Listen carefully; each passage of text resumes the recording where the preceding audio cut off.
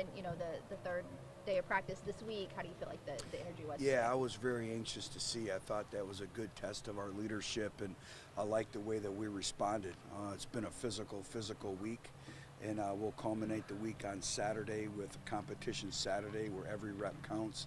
We'll keep score. I expect it to be very spirited, but in terms of practice today, another full padded practice, mixed our three tempos up.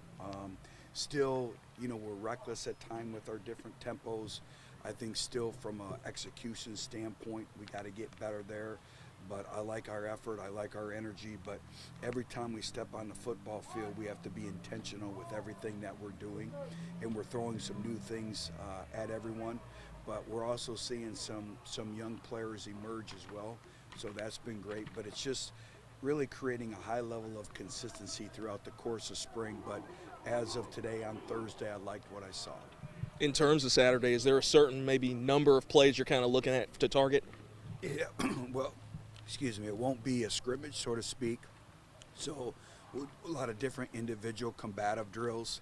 So we'll do some different things like what we call our DNA drill and different things. So every rep counts. When we go wide receiver, DB one-on-ones, O-line, D-line one-on-ones, there's a winner and there's a loser. So we'll do that, and then we'll play football. We'll start off with some situations, third down, first down drill. We'll do some red zone scrimmaging, and then we'll play football as well, and there's a scoring system for that as well. So really it's a combination of a lot of things, and then we'll also do some competitions amongst special teams, punt versus punt return, kickoff versus kickoff return. I think you had Lucas Banks out there, a newcomer with the one some today on the defensive line. Just what have you seen from him this spring, and how has he gotten acclimated? Today was big for him because having to practice on Monday, he had some class conflicts, so we needed to get him more repetitions. But he's one of those individuals, newcomers, that we're excited about. I think he's going to add another element to our defensive front, another level of competition as well. But we're excited about him, and he continues to get better in our program each and every day. How do you feel Rayner's progressed at this point in spring Yeah, ball? I think Jalen's had a really productive spring so far. We've really challenged him. We've challenged him in his consistency and performance. We've challenged him from a leadership standpoint. We've challenged him from a leadership, not only a leadership, but also situational football. If you look back at last year, 2 minutes before the half, little nuances of winning football. We've really challenged him. It's a long way to go, but I continue to see him progressing, and I think sometimes we forget he was still a true freshman last year. So there's a lot of room for growth and improvement. And I've liked his approach. I've liked his leadership every day. When we do our GPS tracking systems, his numbers are the highest on the team, and that shows me a lot.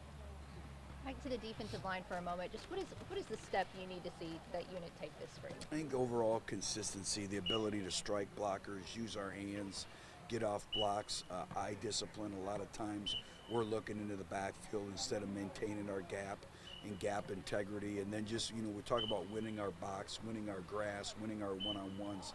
And a lot to do in that is staying vertical and staying square. How we take on double teams to free our backers up. We like to run our linebackers downhill. So I think the biggest thing is consistency. You're going to hear that word throughout the course of spring. But just our overall body positions, the way we use our hands, our eyes. Like you saw today when we talked about today's practice, the thing I didn't like that we need to get better on is our overall body positions and leveraging the football. And even when we're in the whiz tempo, which is a tag, we have to be fanatical about our body posture, our body position, all those little things that go into that. But for us to take the next step in moving forward, it starts with the ability to leverage the ball, pursuit to the ball, and we can't be ordinary. We have to be different. We have to play with great effort. We got to be in the best shape we've ever been.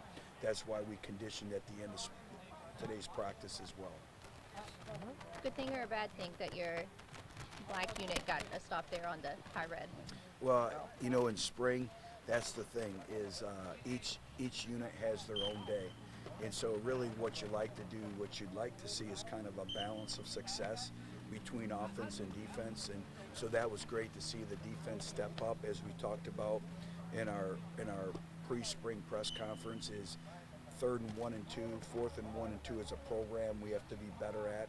So that was a great opportunity to really start that, and that's one of the competitions that we'll have on Saturday as well. How are you feeling about special teams at this point? Work in progress, progressing.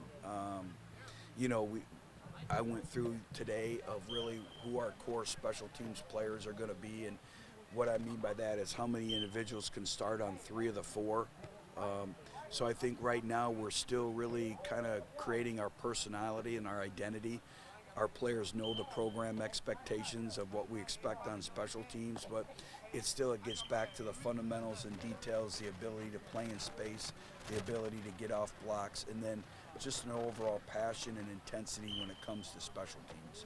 I think the biggest question mark we have is who our punter's going to be, and that still is yet to be determined. We're competing every single day, but that's an area of concern right now is who's going to step up in the specialist department, particularly at the punter position.